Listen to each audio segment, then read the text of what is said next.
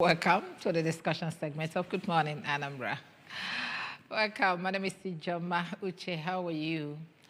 Okay, today we'll have this topic that we want to talk about. If you go out to perhaps look for what to eat, because that's what we do these days. Okay, you find out that no matter the amount of money you have in your hands, that you can't purchase exactly what you have in your list, because these days some people say they don't even make list. You just go to the market, whatever the money you have in your hand can purchase, you purchase it, and then start coming back. So before you start looking who has who has taken your bags or taking your money. Okay, it's just the current situation of things in the country. But we must survive. That's the spirit. Okay, so maybe based on that, we find out that the government is always involved in borrowing money, from east, west, north, south, borrowing within and without, borrowing internally and externally. And we want to look at this today. Nigeria's borrowing spree is the nation truly poor? That's what we're asking this morning, because you don't borrow when you have. It's only when you don't have, you decide to borrow, okay? Like you want to go to market and buy something, you find out that the money in your pocket is not enough, or you don't even have at all. So you decide to borrow. Maybe you say, Arinze, please lend me this money. Let me go to market, I'll pay you so and so time. Whether you pay or not, between you and Arinze. Okay, so that's what we are cut off for this morning, and I have a guest that has joined me to look at that. He is Simon Nwafo Eze Ofoma. This name is always a problem to me. I hope I got it this morning. Simon Eze Nwafo Eze Ofoma. Nwafo Eze Ofoma, apart from being a legal practitioner, it's also a public affairs analyst. Good morning, sir. Good morning, Ijoma. Good morning, our viewers. Good to have you here. It's a long time I hosted you now. Yes, it's been a long time. It's a pleasure to be here. Okay, good. Welcome. Yes, you heard my intro. Sometimes you do things just because you can't help it.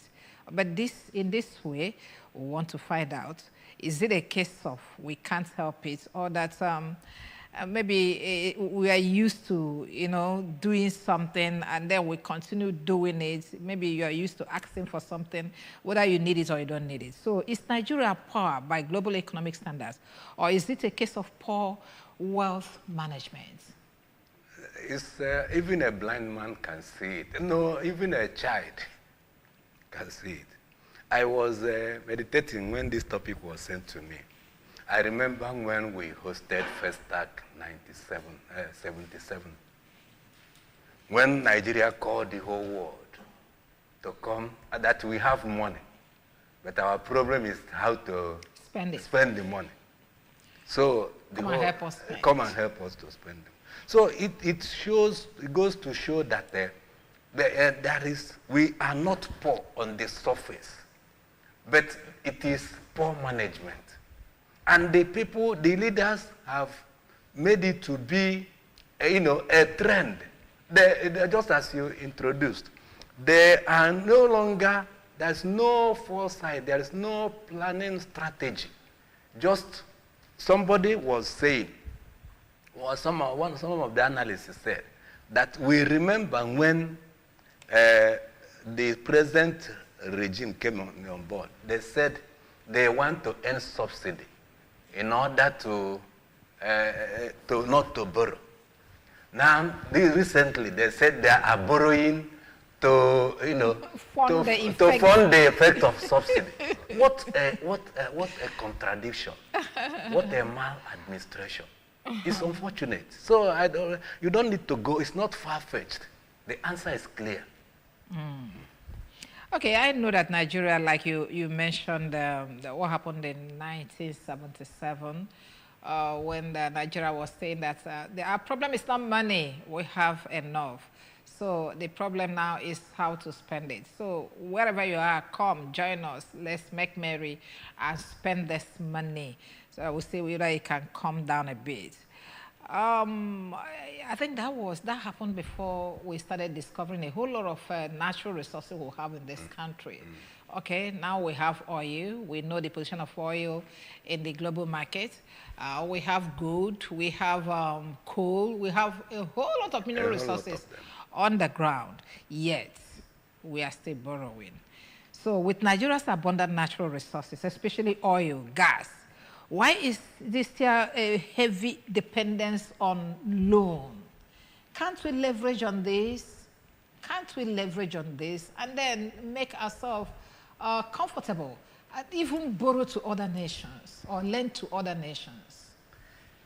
It's a very unfortunate situation because sometimes you don't know where to start to think about this nation. Do you know, as you rightly said, the funny thing is that when Bara and then Nanda Zikiwa and during the First Republic, it was only coal, palm oil, this and they used and they managed the economy, and the economy was superb. The population was not this much there. Yes, the population was, but we didn't have all these resources. We haven't discovered all these natural resources that we are endowed with. The population was not much, but yet it's only very few, those very few things they use to build the University of Nigeria. Do this. Even during the time of Jonathan, I know Nigeria was, the economy was ranked as the highest growing economy in Africa just about a few years ago. But now, look at it. Nigeria is the poverty capital of the whole world, going to poverty capital of the whole world.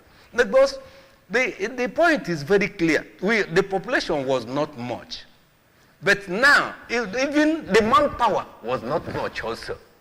Because you cannot neglect this thing.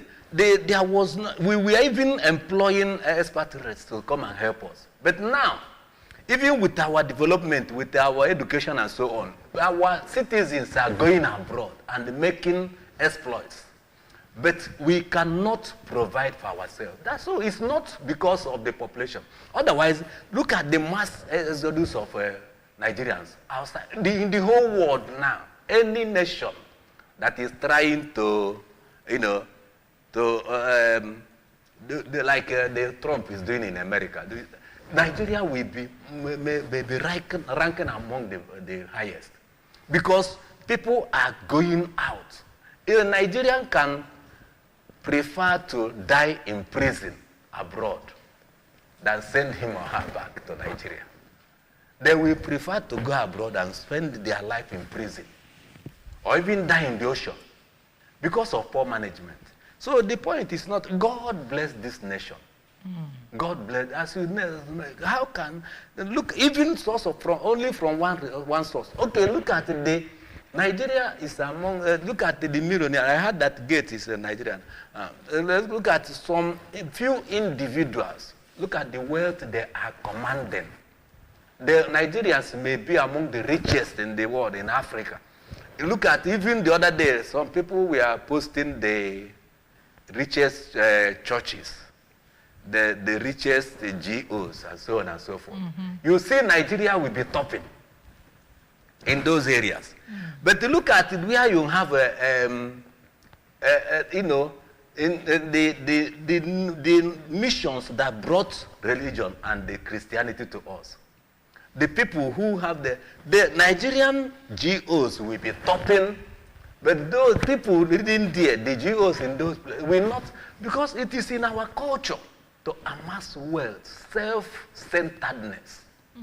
Self-centeredness, that's just the problem. So individuals are now richer than nations? Nations. Because if somebody, an individual can build a refinery that a nation cannot build. That is to say that your individual, it's okay, the private sectors are okay because they power the economy, but the fact remains that this borrowing, it's really taking a hold of things out of us. Okay, but in a case where we must borrow, let's look at what we do with the money that we borrow from. Are all this borrowing going into productive infrastructure or used for consumption and the recurrent expenditure? What are you borrowing for? Do you know the funny thing? If you start to think about these things, that actually you may even get high BP, or you may be, no, you may be going on the road and be talking like a madman. Because look at it.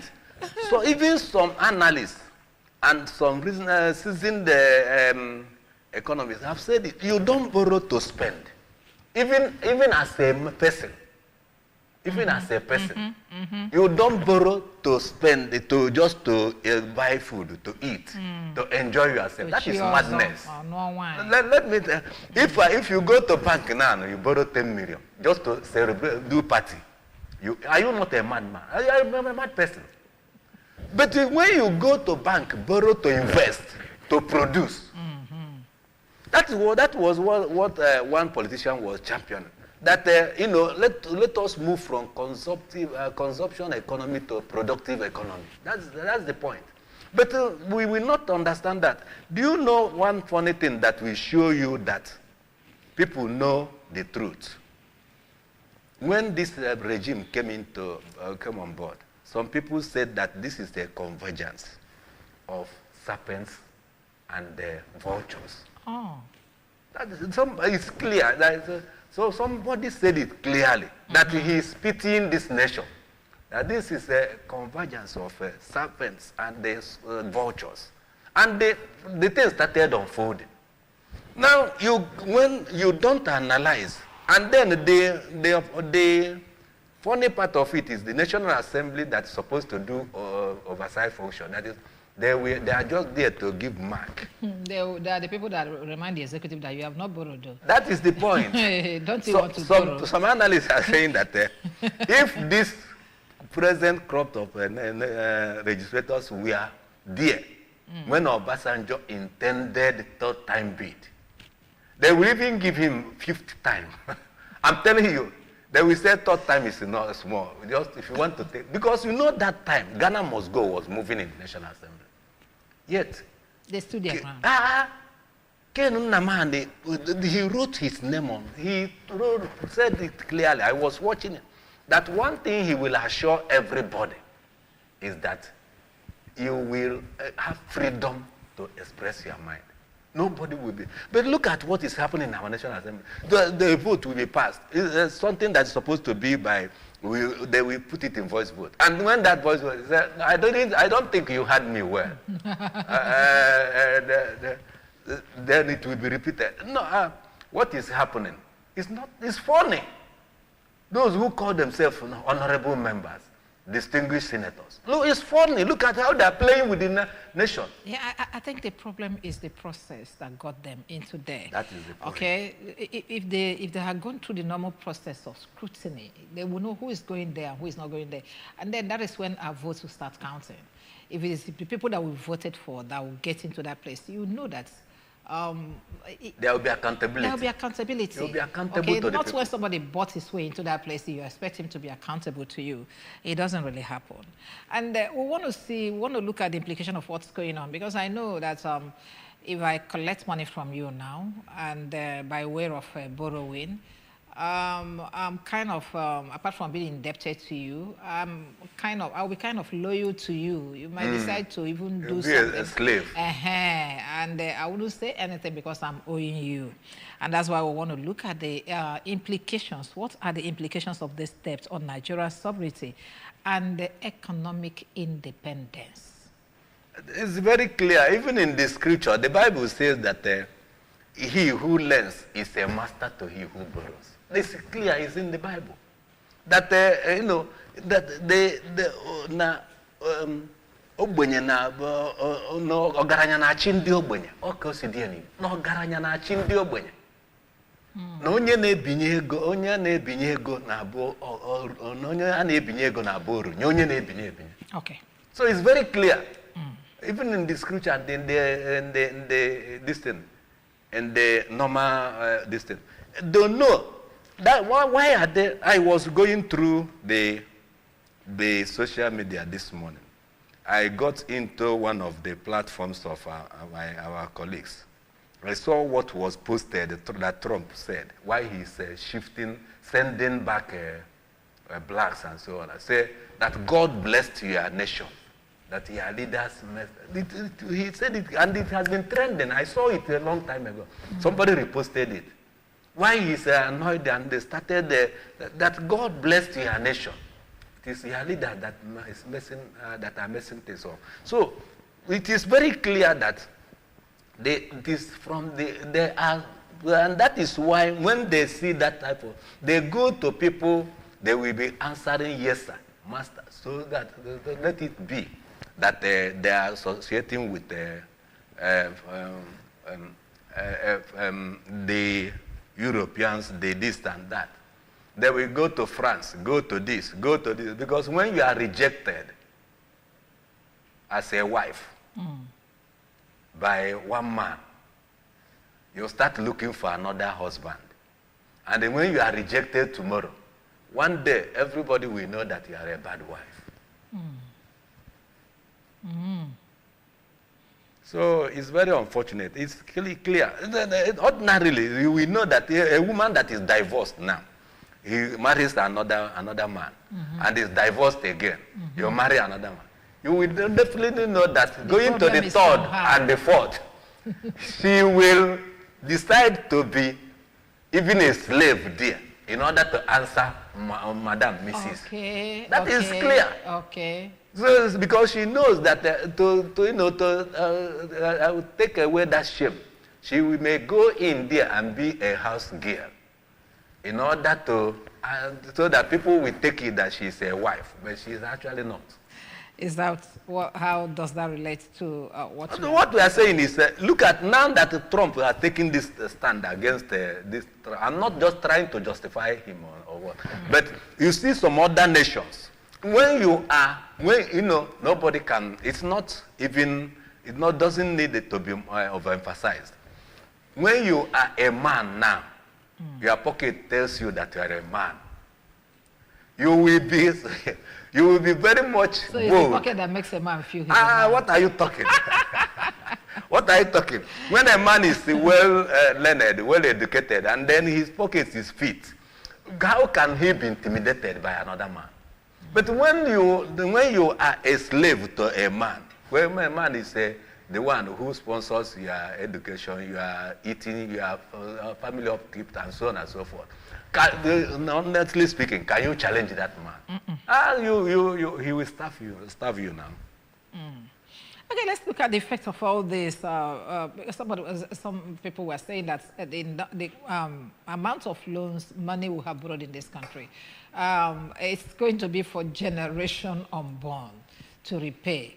Okay, so how does this affect the average Nigerian in terms of inflation, job creation, and access to basic services? These things that we have borrowed now, how does it reflect in our lives? Or the money that you keep borrowing, because you don't just, it's not a one-off something. How does it relate in the life of average Nigerian? It's very clear. Do you not see why some Nigerians are going abroad? Formerly, it was a taboo for somebody to marry or do a traditional marriage in overseas or this and that. But some people are doing traditional marriage in China, Germany, and so on and so forth. Even in New Year's festival is now done overseas. It's not learned. Somebody can say it is a way of marketing tradition. No, but look at it. I was reading some analysis the other day. Some people don't know, some children don't know their origin here. They don't, because they don't come home. They have nothing to do, and their parents are not ready to bring them home. They don't think again of coming back to Nigeria. They are not worried that their generation is closing here. Somebody was analyzing it. They don't interested. Why? Because they don't see any future. That is why.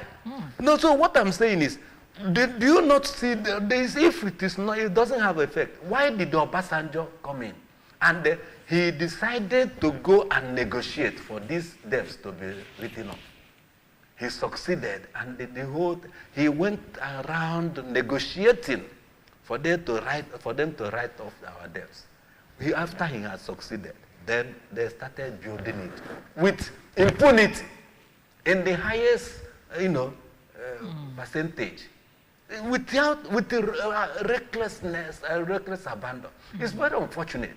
Borrowing is not a bad thing when you have when you are focused and you know what you want to do with the money, and you go about doing it. Okay, like I was reading up something, and somebody was saying that borrowing is an investment. Or sort of whatever it was trying to explain there. Okay, that's you borrow for you to, that for the fact that you are, you can ask for money and it's given to you, shows that nibodo or something like that, you know. Yeah. So that kind of that, it's not really a bad thing, but the issue now is what are you doing with the money that you borrow? Okay, and that is where my next question is coming from. Should there be any more transparency on what borrowed funds are used for? Second question, what is the role of the National Assembly in to checkmate the excesses of the executives? If you tell me that you are borrowing money to buy this table as an executive and I endorsed it as a National Assembly, wouldn't I monitor you to ensure that the money you have endorsed for you to buy this table that was used for buy this table and not some other thing? And if peradventure is misplaced or misused, what will I do to bring you to justice? You have indirectly answered the question. So I don't need now the ones before this present one that is trending now. Did National Assembly care to ask how far? That's why I said they abandoned their oversight function. And they, as you said, somebody said, if you are borrowing to invest, will you come back borrowing tomorrow? If they have been investing the ones they borrowed, it would have been yielding something that you may not even need to. Let me tell you, even all these industrialists and this thing, they borrow. But capitalism is not against borrowing. Some of them, even these banks and all these rich men, you see, they borrow.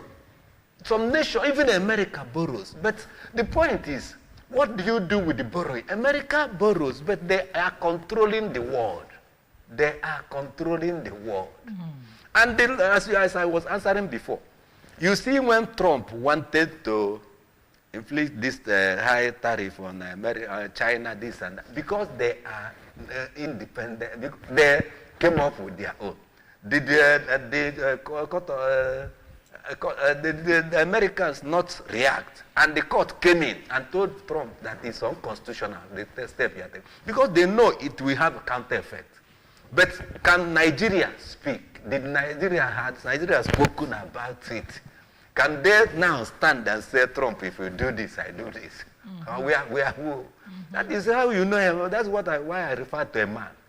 If you're a full-fledged man, nobody will threaten you, because you know you owe nobody anything.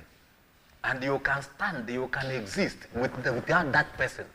There's a need for coexistence, but you can even, use other nations to replace the nation. But Nigeria is not like that. That is one. Then coming to your sex, if you have invested it, so as one region keep on our boss, if they had not done the oversight function or question how the ones borrowed were invested, even within the nation.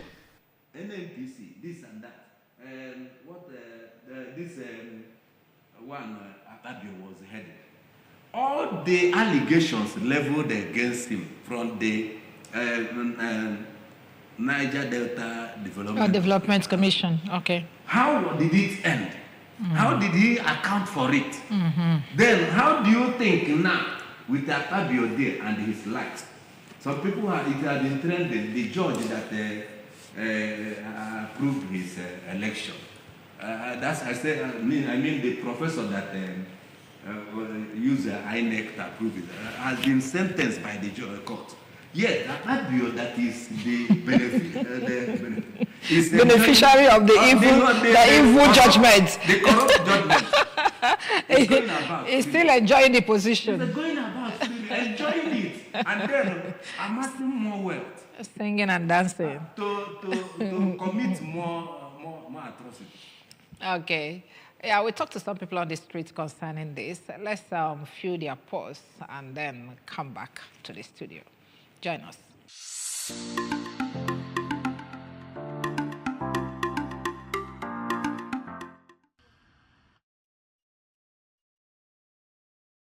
Because we have a lot of mineral resources in this country, but the people leading us are not making use of it. For us, the poor masses, to gain something from it. But the problem with Nigeria is the leadership. Okay, God has endowed us with numerous mineral resources, but what matters is the ability of our leaders to harness the resources and put it into proper use. Okay, so that's what I have to say. Nigeria is not a poor country. Okay. But I can say that people in here in Nigeria, they are really, really lazy. When majority of the population don't have as much in their account, I think a country is considered poor. I mean, there are some financially buoyant people in the country, yes, but then statistics show that only about 5% of Nigerians have more than 500,000 naira in their account. And you know how little 500,000 naira is in our economy. People are just making enough money, salaries, just to feed themselves, not to even afford their wants. They're just settling their needs, just food, feeding. So I think that Nigeria is a very broke country. Like in the medical aspect now, most once they finish their doctorate stuff, they go to abroad, not since they move, understand? If you say, if Nigeria is a poor country, how would they be moving out, understand? Both the engineers, they're always going out, understand, because the place is bored, understand? So, for example now, small children that are born in other countries, in other climes, let's take example, Indians, once they get to a certain age, they would like to come back to their country. But Nigeria, since they see social media, he will say he's not coming. For example now, somebody, his dad died. You know what he did? He now told his relation, let them share the property of his dad. Anything want to do, they do with the money. That is not coming back to the country. The whole thing is messed up. So Nigeria is a poor country in every aspect.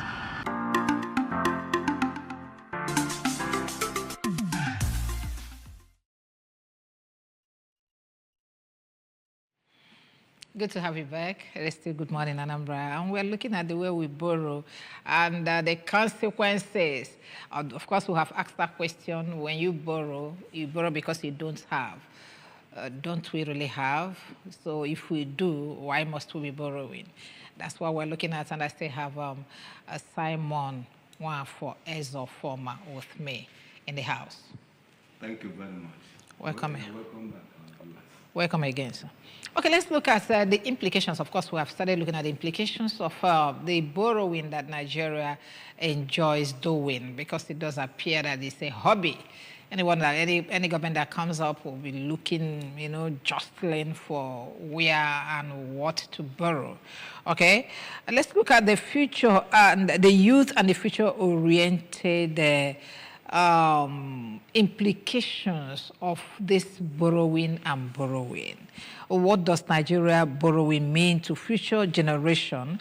Are we not mortgaging their future? Okay, because just like I said, that most of these things most of this money that we are borrowing, that the first, second, and the third generation of this nation might not really be able to clear the debt. So let's look at how it's going to affect the future generation. We are crying that we don't have jobs, we don't have anything to offer them now. And then we are eating into their future, okay? So how are we going to control this? Okay, it's very clear. We are actually, as I said before, if it doesn't have a bad future consequences, why did Obasanjo, immediately he came in, he engaged in traveling in order to write off the debts? Because it was accumulating. But now it has accumulated, if not more than 3 times or 10 times what Obasanjo succeeded in writing off. Now look at it, as you said, just now, my mind reminded me the type of effect. Chinua Achebe, late Professor Chinua Achebe was a very, a very good example of a Nigerian and an Igbo man. He carefully illustrated this type of thing in his book, The Popular Things Fall Apart, when he was giving the scenario of Unoka, the father of Okonkwo. And what Okonkwo. So my simple answer will be, it is only characters, future youths, or youths and the future generation, that are the likes of Okonkwo can survive this type of future we are creating for them. Why? Because when Chinua Achebe was illustrating it, he said, Okonkwo right from day one, he saw that his father has messed his future up. So he decided that he will not be a failure like his father. It was very clear that Unoka became a failure. Why? Because he loved borrowing without doing anything, without engaging it, without putting it, investing. He will be enjoying himself. He will borrow from this man today. Tomorrow he will go to another man to borrow. And then we put the mark on the wall. That what a good analogy. I'm telling you, just now my mind reminded me. Lazy Unoka. I read it many decades ago, but it's still fresh in my mind. Unoka will give the mark. If he borrows 10 pounds from you, he will draw 10 lines. Then tomorrow he will go to another man and borrow 20 pounds and draw 20 lines. So when you come to him for refund, he will ask you to look at the wall there. Then the man will look at the wall. He said, do you see we are 10 lines? Say, what does it? Is here 10 pounds? Do you see 20 lines? Yes, it is the 20 lines I borrowed from this 20 pounds. Do you see 30 lines? Yes, it is.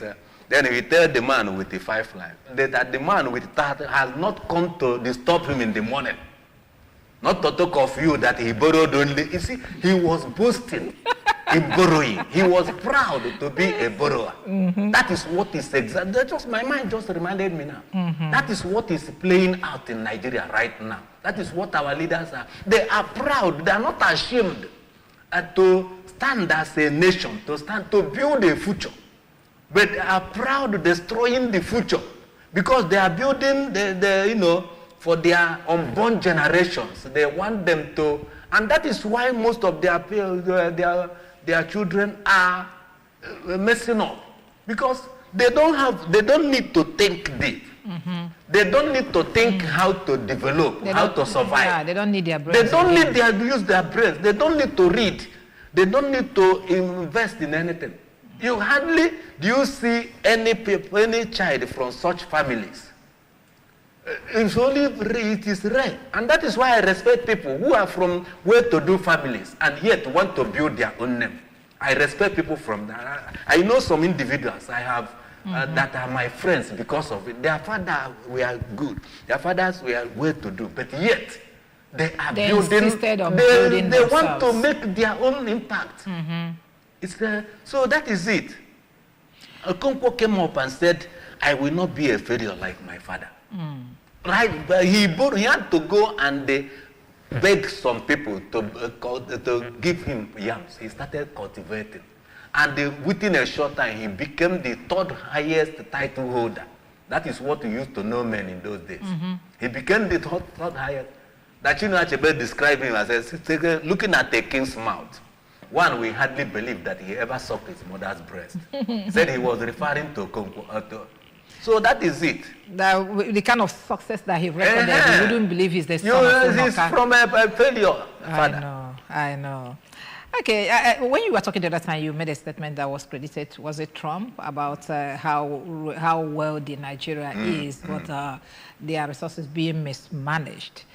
So let's come up with this now to find out exactly, because we're looking at, the question we asked was, this borrowing thing, are we really poor? Because we have established that it's only when you're poor, when you don't have, that you are free to borrow. But we have established here that we are rich, both in natural resources, in human capital and everything you can think about. Nigeria is very rich. Okay? So some argue Nigeria is not poor, but poorly managed. Do you also agree with them?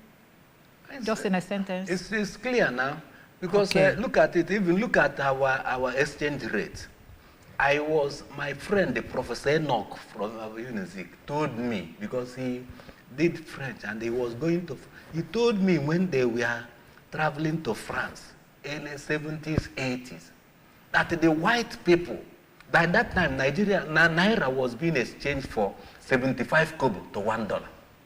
75 kobo, $1. Today, do we remember kobo again? Mm-hmm. Today, $1 will be counting of, 1,000 plus. So it's unfortunate they have mismanaged, and because of that, we must, even if you borrow, it will not yield anything, because the currency is nothing to compare with this thing. And they are not trying to remedy the situation. They are enjoying. They are boasting. Worsening them, doing things that are worsening the situation indeed. But growing up in my secondary school days, even the university days, and then, in the secondary school, it was like Nigeria is the giant of Africa. And then lately, we become the, the largest growing economy in Africa. Does Nigeria still maintain this position, and yet we are borrowing money? How can what are you talking? By which I studied international politics. I'm a student of international relations, international politics. I know when I was doing my master's degree, we are doing comparative analysis. You see, when Nigeria was boasting, when Nigeria was hosting the whole, that African has come of age. Look at minor nations today, small nations, challenging, even some of them military, they will be challenging the white men. And then they are standing, developing.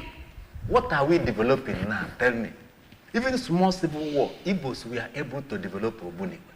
Did we sustain it after the civil war? What are we developing now? What are we giving out? It's just selling oil and then eating the money by few individuals. What are we, even our universities now, what are we developing? What can we boast of in Nigeria now? So how can you maintain giant of, in what aspect? When you are the poverty capital of the, so even the growing economy, where are we now? We are poverty capital of almost the whole world. It's horrible.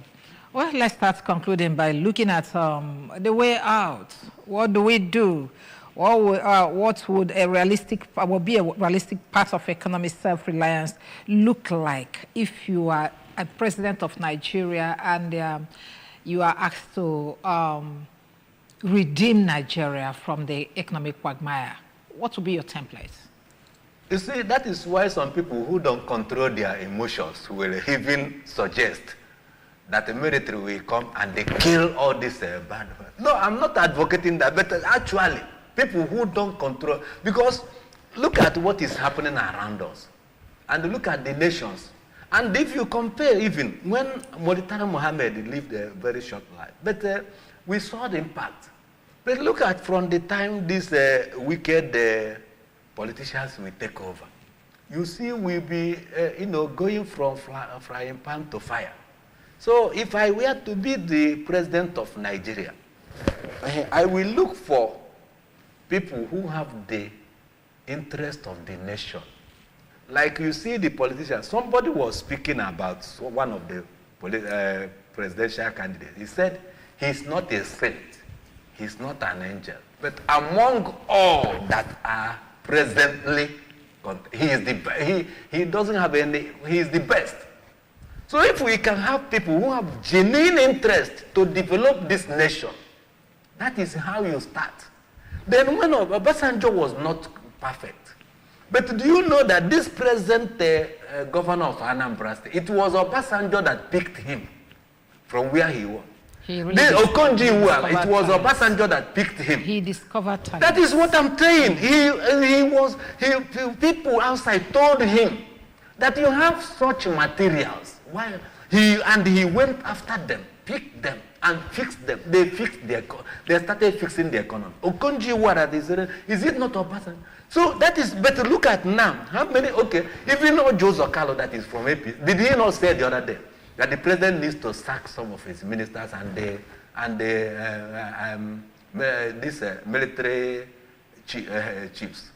Now, even all this terrorism and the banditry. You don't trust this politician that speak from both sides of their mouths. That's why I said. Yesterday, he was saying that the president is doing very well. That's why I'm saying that even. Don't you see the qualification? I say even. Do you think that I'm going?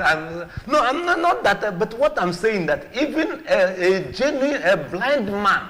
We see the handwriting on the. They know. Even the president himself, write down in his. Unless he doesn't have a conscience, they will know that the system is messed up.